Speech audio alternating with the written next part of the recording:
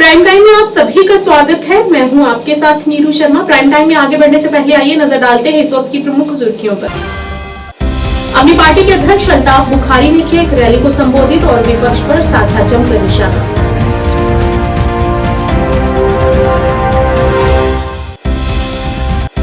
महबूबा मुफ्ती ने श्रीनगर में पत्रकार वार्ता को किया संबोधित। कहा, पुलवामा जिले में धारा 144 लागू कर दी गई है जो अभूतपूर्व है।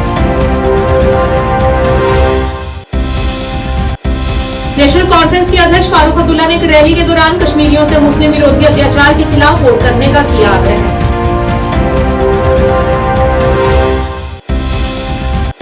पुंछ में सुरक्षा बलों और आतंकियों के बीच मुठभेड़ शुरू। जवानों ने इलाके की घेराबंदी।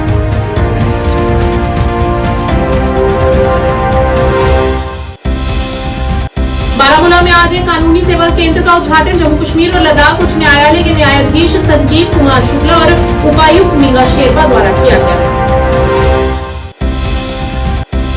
आम आदमी पार्टी के वरिष्ठ नेता ओम प्रकाश खजूरिया ने दिल्ली के मुख्यमंत्री अरविंद केजरीवाल को 1 जून 2024 तक जमानत देने के सुप्रीम कोर्ट के फैसले का किया स्वागत।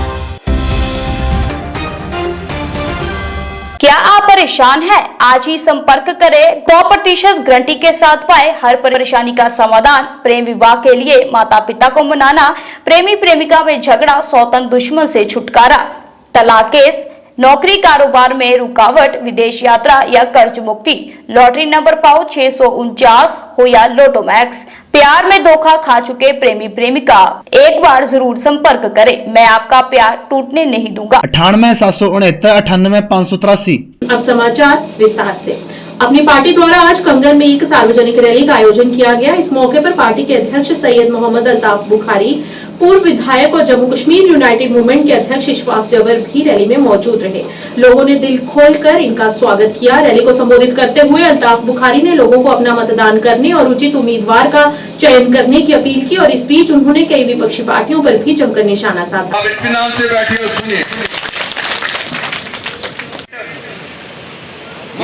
शुमारी के साथियों ये कोई लीडर कहता है 56 करोड़ रुपया। शर्म शर्म शर्म शर्म। लेकिन फिर भी गवर्नमेंट ऑफ इंडिया का दिल देखो कितना बड़ा है। अभी तक जेल में चोर नहीं है, अभी तक जेल में चोर नहीं है। और मैं मुबारकबादी देता हूँ वजीर आज़म हिंद और होम मिनिस्टर को कि वो पूरे आदमी को जेल में नहीं भर रहे हैं। क्यों? हमारा भी मशवरा है इस बूढ़े को जेल में ना भरना। क्यों? ये कहीं अपने आप को शहादत ना उस जेल को कहे। इन्होंने हमारे साथ तो खिलवाड़ ही खिलवाड़ किया। इनके लिए तो सजा यही है कि ये तलवार लटकती रहे कि अभी ले जाएंगे, कल ले जाएंगे, परसों ले जाएंगे और ये नाचते रहेंगे डुगडुगी के बंदरों की तरह। वो सब कुछ बोलेंगे जो दिल्ली चाहेगी। जब दिल्ली वालों चाहोगे अल्ताफ बुखारी, इशफाक जबर, किसी को भी इनसे गालियां दिलवा सकते हो। पीडीपी प्रमुख और अनंतनाग राजौरी लोकसभा उम्मीदवार महबूबा मुफ्ती ने आज श्रीनगर में पत्रकार वार्ता का आयोजन किया। अपने संबोधन में उन्होंने कहा कि पुलवामा जिले में धारा 144 लागू कर दी गई है जो अभूतपूर्व है और जो पहले कभी ऐसा नहीं हुआ। उन्होंने नाराजगी व्यक्त करते हुए कहा कि पीडीपी कार्यकर्ताओं को हिरासत में लिया जा रहा है, लेकिन इसमें उन्हें कोई आपत्ति नहीं है। उन्होंने कहा कि ऐसी विडंबना समझ से परे है कि अगर भारत का चुनाव आयोग 1987 में जो हुआ उसे दोहराना चाहता है तो चुनाव का ये नाटक क्यों रचा जा रहा है। और कहा कि सारी सरकारी मशीनरी का इस्तेमाल उनके द्वारा स्थापित प्रॉक्सी समूहों का समर्थन करने के लिए किया जा रहा है। जो अनप्रेसिडेंटेड है, ऐसा कभी हुआ नहीं है कि जहां इलेक्शन होने वाला हो वहां दफा 144 लगाया जाए और तब तक लगाया जाए जब तक इलेक्शन का प्रोसेस खत्म नहीं होता है। इतना ही नहीं बल्कि कई दिनों से हमारे जो पीडीपी के जो वर्कर हैं, जो एक्टिव वर्कर हैं, जो अभी मीटिंग्स का ऑर्गेनाइज करते थे, उनको बाज़ाब्ता थानों में बुला के डिटेन किया जा रहा है। ये खाली पुलवामा तक रिस्ट्रिक्टेड नहीं है। जैसे आपने सुना अभी कुछ दिन पहले सुरनकोट में सनाई टॉप में अटैक हुआ था। उसके बाद वहाँ हमारे वर्कर दर्जनों नहीं 50-50 60 वर्कर हमारे बंद किए जा रहे हैं और अजीब माहौल बनाया जा रहा है। मुझे समझ नहीं आती कि अगर इन्होंने 87 रिपीट करना है इलेक्शन कमीशन ऑफ इंडिया ने, तो ये इलेक्शन का ड्रामा क्यों है? अगर इन्होंने यहाँ पर इखवान को खड़ा करना है, इखवानियों की जमात को खड़ा करना है, अपनी प्रॉक्सीज को खड़ा करना है जिनको ये सपोर्ट कर रहे हैं, हालांकि अभी ये खुली तौर से सपोर्ट में नहीं आ रहे हैं बिकॉज ये चाहते हैं कश्मीर के इलेक्शन हो जाए, उसके बाद ये राजौरी पुंछ में अपना सपोर्ट डिक्लेयर करेंगे।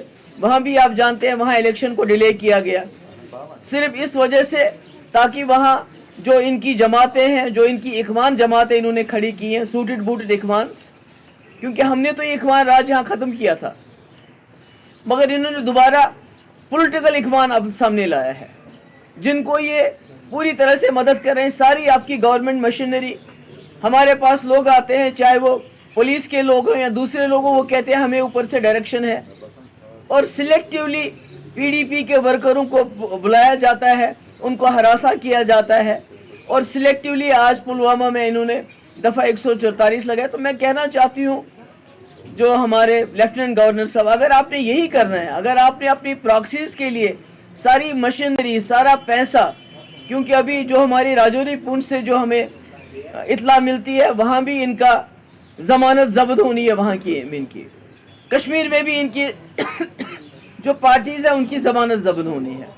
मगर मुझे समझ नहीं आता ये किस बलबोते पे इतनी सारी सरकार की, गवर्नमेंट ऑफ इंडिया की सारी प्रेस्टीज, सारी मशीनरी, सारी सरकार इस वक्त इनके हक में काम कर रही है और पीडीपी को सिलेक्टिवली टारगेट किया जा रहा है, हमारे वर्कर्स को पकड़ के बंद किया जा रहा है, थानों में उनको हरासा किया जा रहा है। परसों हमारा 70 साल का आजम मलिक, उसको बंद किया और 2 दिन के बाद उसको छोड़ दिया। आज फिर से हमारे वर्कर जो हैं वहाँ सुरनकोट में बंद किए गए, 60 पहले बंद किए, उनको छोड़ दिया, अब दोबारा और लोगों को बंद किया जा रहा है। हमारी मूवमेंट वहाँ कर्टेल हो रही है। यहाँ आपने देखा कि यहाँ पर भी इस वक्त पुलवामा में भी बहुत बुरा हाल है। तो मुझे समझ नहीं आती, मेरी यही गुजारिश है लेफ्टिनेंट गवर्नर साहब से, अगर आपने यही करना है तो इलेक्शन का ड्रामा क्यों? अभी तो हम 87 के कांटे भी नहीं निकाल पाते हैं। अभी तो हमारे कब्रिस्तान 87 के जो उस दिन दांधली हुई थी उसकी वजह से भरे हुए हैं। हमारी बच्चे ये यतीम हो गए हमारी बेवाएं यहाँ हो गई हैं और नतीजा है 87 का इलेक्शन। बड़ी मुश्किल से वाजपेयी जी ने 2002 में रेड फोर्ट से ऐलान किया कि जम्मू कश्मीर में फ्री एंड फेयर इलेक्शन हुए और बड़ी मुश्किल से कश्मीरियों का भरोसा है इस वोट की पर्ची के ऊपर। तो अगर आप आज ये फिर वही धांधली करना चाहते हैं तो हमें बताइए, हम चले जाएंगे, हमें कोई मजबूरी नहीं है। हम क्यों लोगों को, वर्करों को इस वक्त उनकी जान जो है जोखिम में डाल दें?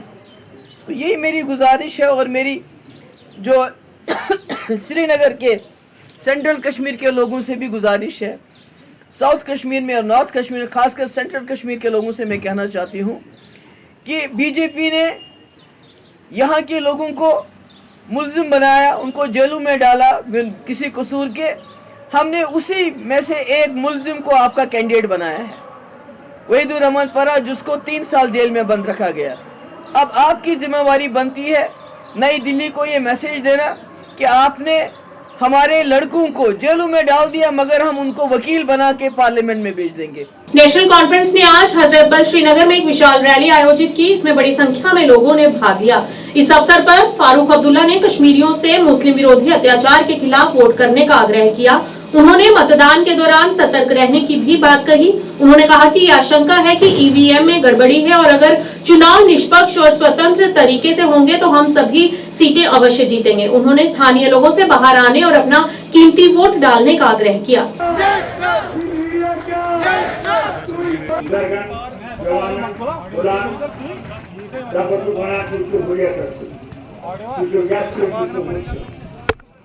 कोशिश करा खोजनामच कोशिश कर खुदायस यमन खोज पगह यम तोंडन जंगन चल पगह यम यहूं जरूर फुटवोट गवर्नर साहब पे वन ये तंग करना बंद कर दीजिए। ये जो पुलिस को आप इस्तेमाल कर रहे हैं कि हमारे लोगों को तंग करेंगे और समझते हैं उससे आप इलेक्शन जीत जाएंगे। उससे आप इलेक्शन हार गए हैं और इंशाल्लाह हार जाएंगे।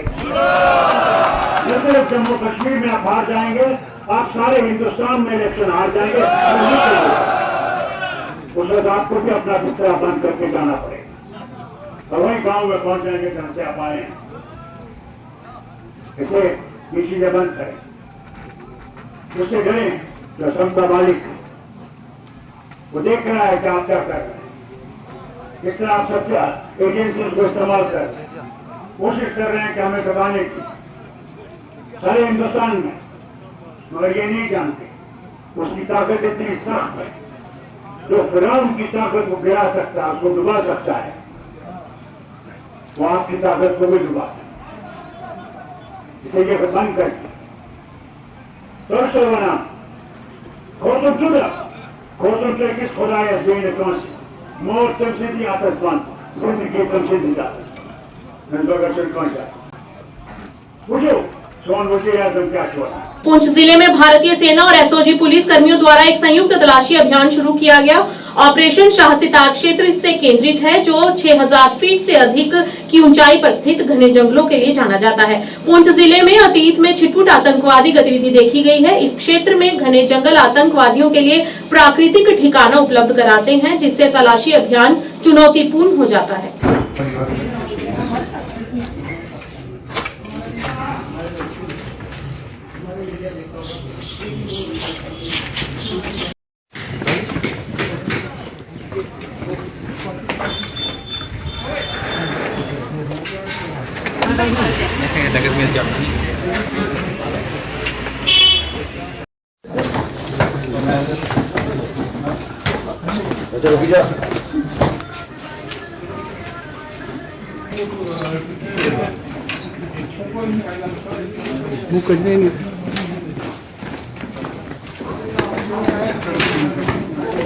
बारामूला जिले में आज एक कानूनी सेवा केंद्र शुरू किया गया, जिसका उद्घाटन जम्मू कश्मीर और लद्दाख उच्च न्यायालय के न्यायाधीश संजीव कुमार शुक्ला और बारामूला के उपायुक्त मींगा शेरपा ने किया। मौके पर मौजूद सभी गणमान्य व्यक्तियों ने कहा कि यह केंद्र यहां उपयोगी साबित होगा, क्योंकि वर्तमान युग आधुनिक रेडियो और इलेक्ट्रॉनिक्स का युग है। बस मैम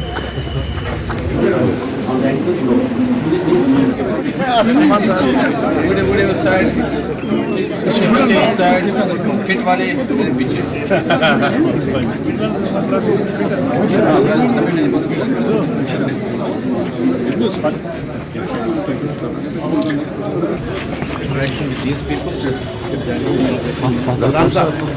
क्या हाल ठीक है ठीक है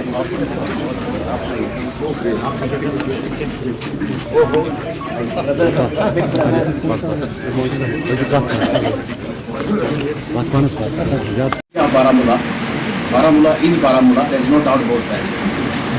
But Baramulla includes Sopor also.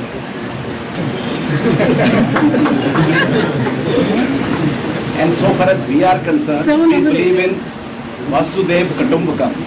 Vasudev means the entire universe. Kutumbakam means a family. So entire universe is a family.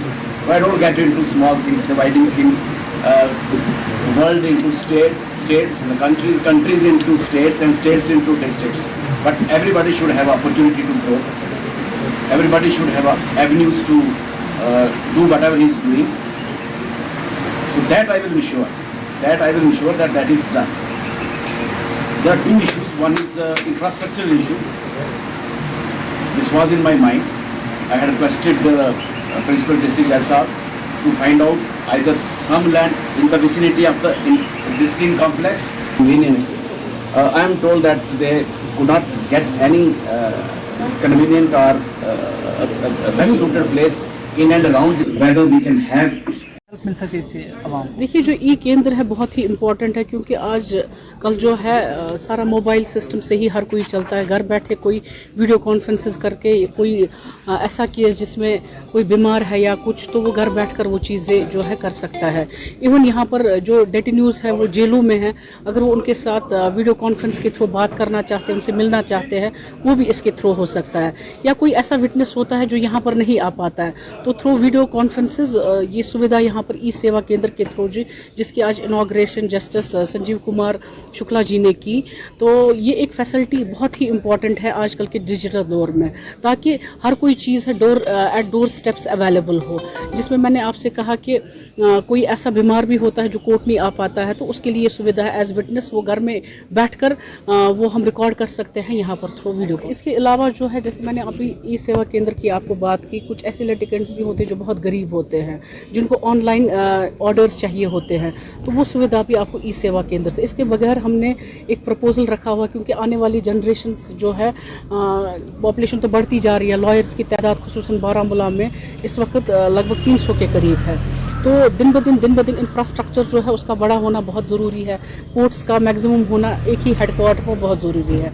उसके निस्बत हमने एक प्रपोजल रखा हुआ है कि हमें एक बिग चंक ऑफ लैंड एक जगह मिल जाए, ताकि जितने भी आने वाले कोर्ट्स है या जो भी यहाँ पर इंफ्रास्ट्रक्चर दिन ब दिन बढ़ता जा रहा है। आम आदमी पार्टी ने दिल्ली के मुख्यमंत्री अरविंद केजरीवाल को 1 जून 2024 तक जमानत देने के सुप्रीम कोर्ट के फैसले को ऐतिहासिक बताया है। आज जम्मू में एक संवाददाता सम्मेलन को संबोधित करते हुए पार्टी के वरिष्ठ नेता ओम प्रकाश खजूरिया ने कहा कि अदालत का ये कदम सराहनीय है। उन्होंने कहा कि कोर्ट ने भी ईडी को फटकार लगाई है कि वे निर्दोष लोगों को लंबे समय तक हिरासत में नहीं रख सकते। इस दौरान उन्होंने केजरीवाल की रिहाई पर भी सवाल उठाए। आम आदमी पार्टी जिंदाबाद, आम आदमी पार्टी जिंदाबाद। केजरीवाल देश के सर्वोच्च न्यायालय ने एक ऐतिहासिक कदम उठाते हुए आम आदमी पार्टी के राष्ट्रीय कन्वीनर और दिल्ली के चीफ मिनिस्टर श्री अरविंद केजरीवाल जी की जमानत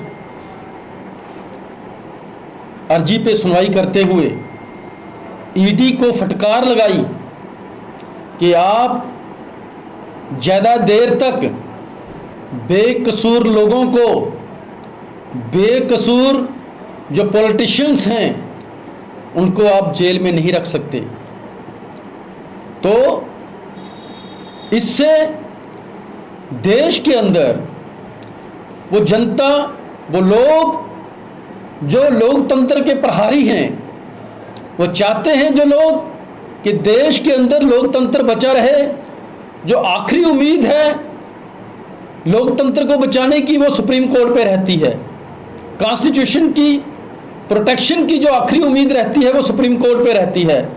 तो सुप्रीम कोर्ट ने अपना दायित्व निभाते हुए कल अरविंद केजरीवाल जी को अग्रिम जमानत दी कि वो ताकि कि देश के अंदर जो जनरल चुनाव हो रहे हैं, जनरल इलेक्शन हो रहे हैं, पार्लियामेंट के जो इलेक्शन हो रहे हैं, उसमें अरविंद केजरीवाल जी को चुनाव प्रचार करने के लिए उनको मौका मिले। हालांकि ये लेट है, इससे पहले सबसे महत्वपूर्ण चुनाव थे जो वो थे गुजरात के चुनाव, जिसमें अरविंद केजरीवाल को चुनाव प्रचार करने से वंचित रखा गया।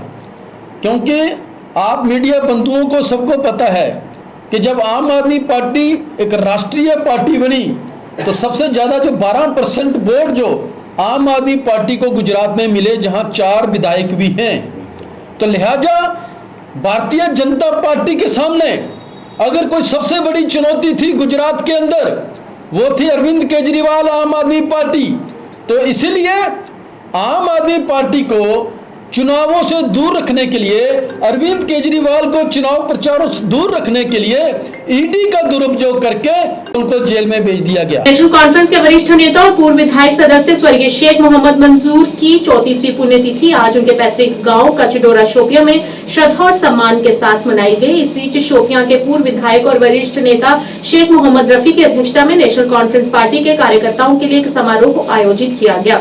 इस अवसर पर शोपियां के पूर्व विधायक और प्रभारी शेख मोहम्मद रफी ने कहा कि स्वर्गीय शेख मोहम्मद मंजूर ने हमारी सामूहिक चेतना पर एक अमिट छाप छोड़ी है। हम सार्वजनिक सेवा के प्रति उनके अटूट समर्पण और अथक प्रयास के लिए उन्हें श्रद्धांजलि दे रहे हैं। शहीद शेख मोहम्मद मंसूर की 34वीं बरसी हम मना रहे हैं यहाँ आबाई गांव कचडोरा शोपियान में। तो हमने ये तमाम हमारे जो वर्कर्स है, नेशनल कॉन्फ्रेंस के इज्जत लोग हैं, नेशनल कॉन्फ्रेंस के हमारे ब्लॉक सदूर साहिबान हैं, सीनियर कारकुन हजरात जो हमने आज यहाँ बुलाए हैं, तो उसी सिलसिले में शहीद शेख मोहम्मद मंसूर को खराज अकीदत पेश करने के लिए ये एक बहुत बड़ा इजलास हमने आज सादगी से मनाया यहाँ पे।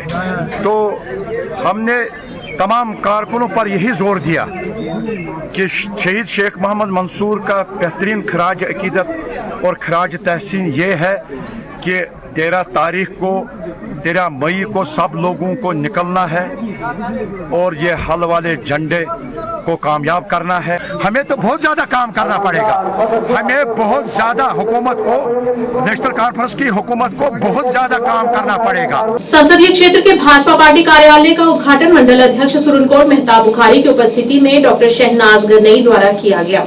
इस मौके पर उपाध्यक्ष जिला अजहर मनहास, महासचिव संजय केसर, सोहेल मलिक, विनय सूदन, मंडल अध्यक्ष तौहेब खान, राकेश दत्ता और क्षेत्र के अन्य प्रमुख लोग भी उपस्थित रहे। इस दौरान लोगों को गठबंधन उम्मीदवार जनाब जफर मनहास के चुनाव चिन्ह बैट के पक्ष में अपना कीमती वोट डालने के लिए भी जागरूक किया गया।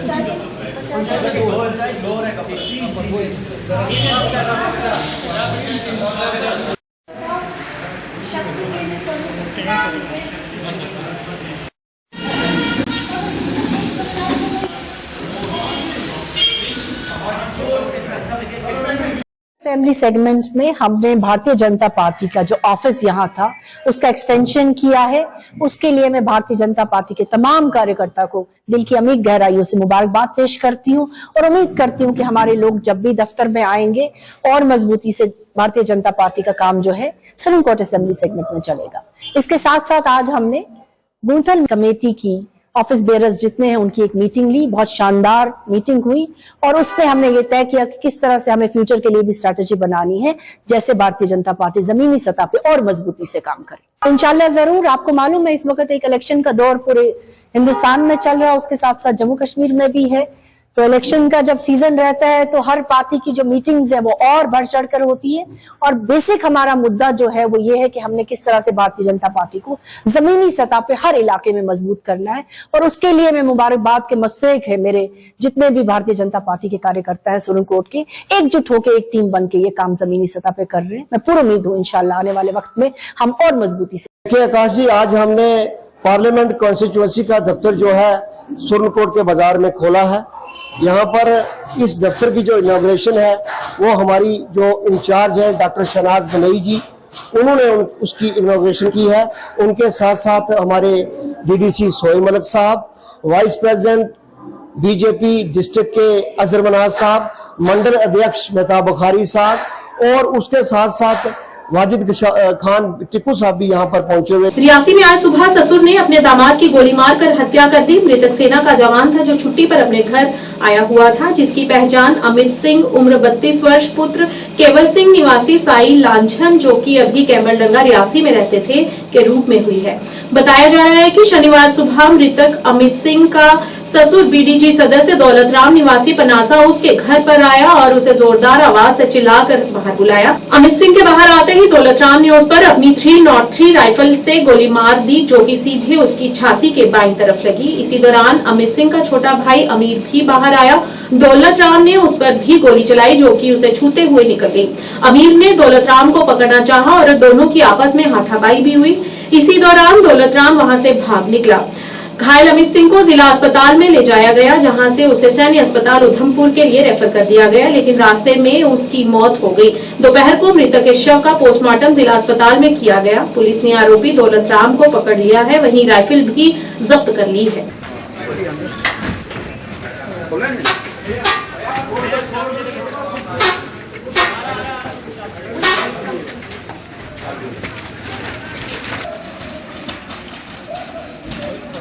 आ रहा है वो की लेने के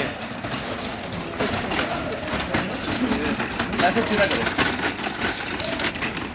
वो बच्चा आधे मारू नहीं गोली, वो बच्चा वो बेईमान ऐसा गोली मारू नहीं लियो, वो ऐसा मारू नहीं गोली पप्पा मारू नहीं जो है वो गोली चली है।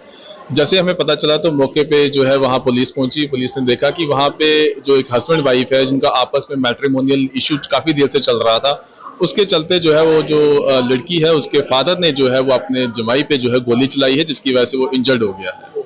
सर किस तरह की कंडीशन बताया जा रहा है डॉक्टर द्वारा, क्या? देखिए, कंडीशन का अभी हम कुछ कह नहीं सकते हैं। उसको हमने जो है वो रेफर कर दिया गया है। जिसने अक्यूज जो है, जिसने गोली चलाई है, उसको पुलिस ने अरेस्ट कर लिया है, एफआईआर जो है उसकी लॉन्च कर दी है और फर्दर इन्वेस्टिगेशन जो है इसमें जो चल रही है। देखिए, मतलब इस तरह के बड़े अजीब से केस होते हैं, इसके बारे में कुछ कह नहीं सकते, लेकिन इस तरह की बात मतलब आपस में काउंसलिंग करके जो है इस मसले को सुलझाना चाहिए। पीपल्स कॉन्फ्रेंस द्वारा टाउन हॉल बीरवाह में एक सम्मेलन आयोजित किया गया। इस सम्मेलन में पार्टी अध्यक्ष और बारामूला संसदीय सीट के उम्मीदवार सज्जाद गनी लोन, डीडीसी अध्यक्ष बड़गाम नजीर अहमद खान, इमरान रजा अंसारी, आबिद हुसैन अंसारी और अन्य नेताओं ने भाग लिया। इस मौके पर बड़ी संख्या में स्थानीय लोगों ने भी भाग लिया। सम्मेलन को संबोधित करते हुए सज्जाद गनी लोन ने कहा कि 1987 में नेशनल कॉन्फ्रेंस के चुनाव जैसे तैसे जीत लिया और सत्ता पर अपना दबदबा बना लिया और उसके बाद से ही कश्मीर के हालात बिगड़ते गए। इस मौके पर उन्होंने एनसी की कड़ी आलोचना की। नहीं है, इससे स्टेटहुड में एक भी दिन का डिले नहीं होना चाहिए। अच्छा, जो इलेक्शन की तैयारी है इस वक्त ये लोगों की अदालत होती है। हम बड़ी नदामत से लोगों के पास जाते हैं, लेकिन हाँ, हमें पूरा कॉन्फिडेंस है इंशाल्लाह कि ये सीट हमने जीती हुई है। लेकिन 370 हमेशा के 370 के एब्रोगेशन के खिलाफ पीसी रही है। हम पहली पार्टी हैं जो सुप्रीम कोर्ट गए, हालांकि मैं जेल में तब था। लेकिन अब यह है कि वापस कैसे लाना है। ये जो 3 मेंबर यहां से जाएंगे, क्योंकि और कोई कश्मीरी पार्टी लड़ रही नहीं है, इन 3 से वापस नहीं आएगा, मैं वो कहता हूं। लेकिन इंशाअल्लाह बिज़्ने अल्लाह वापस एक दिन जरूर आएगा। लेकिन उसके लिए एक जो है कॉन्स्टिट्यूशनल रोड मैप बनाना पड़ेगा। ठीक कहता है, आप उमर अब्दुल्ला को जाके पूछिए कि वाजपेयी की टाइम में फॉरेन मिनिस्टर वो था या मैं था। तो मैं प्रेस से भी बोलता हूँ, जो आप हमें सवाल पूछते हैं बहुत अच्छा है, लेकिन उनको भी पूछिए। उनको पूछिए कि फारूक साहब बाहर कैसे हैं, क्या वो कानून की वजह से बाहर हैं या बीजेपी की वजह से? नेशनल कॉन्फ्रेंस दावा कर रही है। ठीक है, वो देख रहे थे 87 में आई मिलिटेंसी। खुद उमर अब्दुल्ला ने बोला कि भाई मिलिटेंसी 87 में आई, उन्होंने रिगिंग की वजह से बंदूक यहाँ है। ये एक क्लियर कट बात है, इसमें कोई सबको पता है। ये ऐसी आप बोल रहे हो कि आप प्रूव करो इस वक्त रात है या दिन है। दिन है तो रात कैसे बोलेंगे? मिलिटेंसी यहाँ लाने वाले नेशनल कॉन्फ्रेंस वाले हैं। चोरी की वजह से उन्होंने इतनी गंदी चोरी की कि उस वक्त का नौजवान उठा और बंदूक। नेगेटिव कैंपेन उन्होंने शुरू की, इल्जाम तराशी उन्होंने शुरू की। हम तो चुप करके बैठे थे, लेकिन हम बैठेंगे नहीं ना चुप करके हमेशा। वो कोई इल्जाम देंगे तो हमें तो जवाब देना है। अब वो बात पर झूठ बोलते हैं। अब ये है कि हमारे पास उतनी कैपेसिटी नहीं है, वो झूठ इतने बड़े बोलते हैं। राष्ट्रीय जनक्रांति पार्टी ने आज बड़गाम जिले के हरदा, लताना, बीरवाह और कंदूरा अन्य इलाकों में चुनाव प्रचार रैलियां और बैठकें आयोजित की। इस अवसर पर संसदीय प्रत्याशी खुर्शीद अहमद शाह बारामूला की अध्यक्षता में वरिष्ठ कार्यकर्ताओं सहित कार्यकर्ता उपस्थित रहे। बीरू गुरपुर तो लूरपुर इस पे लुकन हूँ जोश वुचान। इंशाअल्लाह रहमान कामयाबी बेस बह पन्निस अवामस करान अख चीज वुकन गुजारिश, यथ जाय वातो क्या दोष कम, यथ जाय वुकन वातो दोष कम। अगर न कुन जाय वातित हेक तमन बह माजरत खा। मून निशान कंप्यूटर बस खुर्शीद अहमद शाह ब्यूरो सेल रोजान।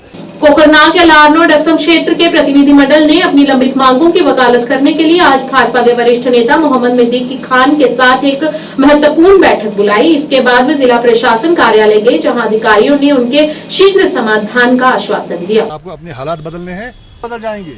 तो अपने आप को बदलने का यही तरीका है कि जो कंसर्न ऑफिसर हैं उन तक हम ये बात आपकी बात पहुंचाएंगे। मेरे अगल बगल में खड़े हैं ये बुजुर्ग, 67 साल 70 साल इनकी एज है।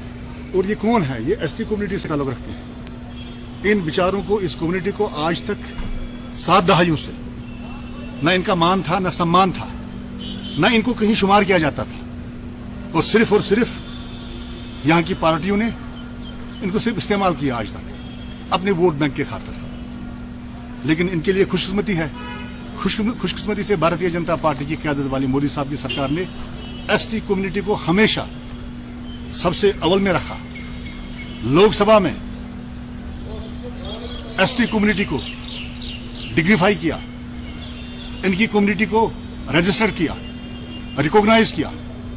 आज भी इनका एक दिलेना मसला था, वो लेकर मैं जिला एडमिनिस्ट्रेशन के पास आया और जिला एडमिनिस्ट्रेशन ने यकीन दहानी कराई कि चंद दिनों के अंदर इनके जो मुश्किलात हैं, जो मामलात हैं, उनको पूरी तौर हल किया जाएगा। जेके पीपल्स पार्टी के प्रमुख और श्रीनगर से संसदीय उम्मीदवार शिवन अशाई ने श्रीनगर में आज पत्रकारों को संबोधित करते हुए कहा कि लोगों को पूर्ण अधिकार है कि वे अपना वोट उस उम्मीदवार को दें जो लोगों की समस्याओं के लिए खड़ा हो और लोगों के अधिकारों के लिए लड़े। शिवन ने कश्मीर में गड़बड़ी और ऐसे हालातों के लिए एनसी, पीडीपी, अपनी पार्टी और पीपल्स कॉन्फ्रेंस की कड़ी आलोचना की।